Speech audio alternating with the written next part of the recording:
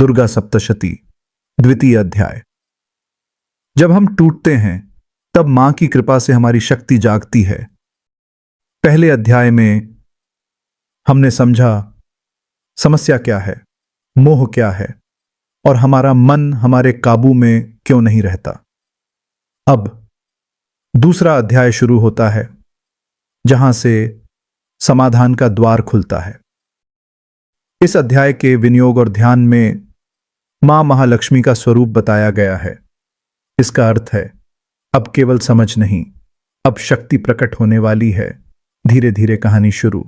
एक समय की बात है, देवताओं और असुरों के बीच लंबा युद्ध हुआ और इस युद्ध में देवता हार गए, महिषासुर जीत गया।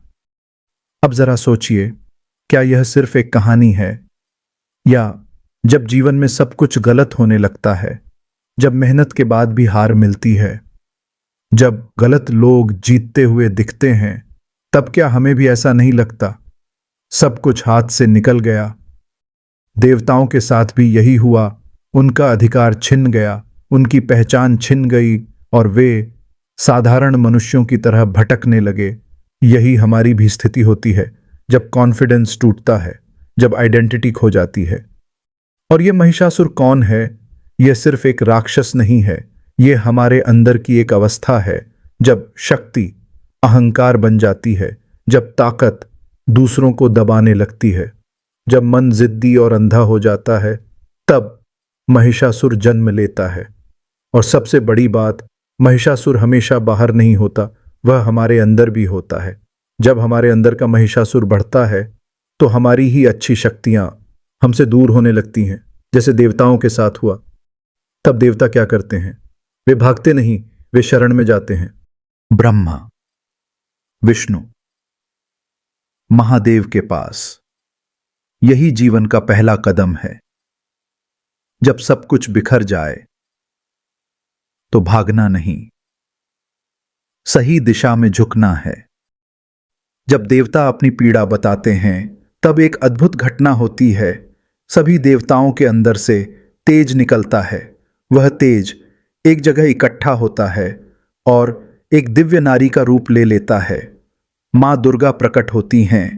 ध्यान दीजिए, यह देवी किसी एक से नहीं बनी। शिव के तेज से उनका मुख, विष्णु के तेज से उनकी भुजाएं, ब्रह्मा के तेज से उनके चरण, चंद्र से शीतलता, इंद्र से शक्ति, सूर्य से प्रकाश। मतलब जब हमारी हर क्षमता, हर गुण, हर अनुभव एक साथ जुड़ते हैं, तभी हमारे अंदर पूर्ण शक्ति प्रकट होती है। फिर क्या होता है? हर देवता मां को अपना अस्त्र देता है। शूल, चक्र, वज्र, धनुष, तलवार। अस्त्र का अर्थ, इसका अर्थ है हर शक्ति अपना योगदान दे रही है। जब जीवन में हम अपनी हर क्षमता को एक दिशा में लगाते हैं, तब असंभव भी संभव हो जाता है। बिखरे हुए हम कमजोर होते हैं, जुड़े हुए हम अजेय हो जाते हैं। फिर मां का सिंहनाद होता है, इतना शक्तिशाली कि पूरी सृष्टि हिल जाती है। इसका अर्थ है जब आपकी अंदर की शक्ति जागती है तो आपकी प्रेजेंस ही परिस्थितियों को बदलने लगती है। अब शुरू होता है असली युद्ध। हजारों, लाखों, करोड़ों असुर, हर दिशा से आक्रमण। यह भी प्रतीक है हमारे जीवन के संघर्षों का। एक समस्या खत्म नहीं होती, दूसरी सामने आ जाती है। कभी डर, कभी क्रोध, कभी निराशा। यही है असुरों की सेना। लेकिन मां कैसे लड़ती हैं? बिना डर के, बिना थकान के। और एक अद्भुत बात, मां के हर श्वास से नई नई शक्तियां उत्पन्न होती हैं। इसका अर्थ क्या है? जब आप पहला कदम उठाते हैं, जब आप साहस दिखाते हैं, तब जीवन आपको और शक्ति देने लगता है।